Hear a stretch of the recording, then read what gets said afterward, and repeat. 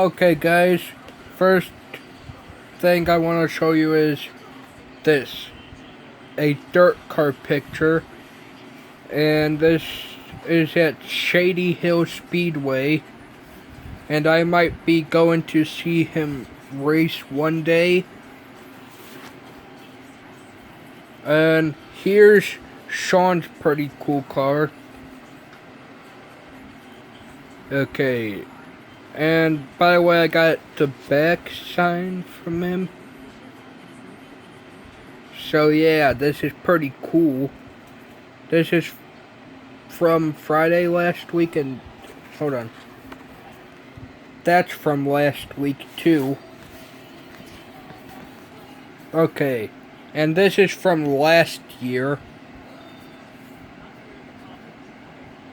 He works down the street from me, P&G Truckin'. So yeah. And then here's his 2016 car.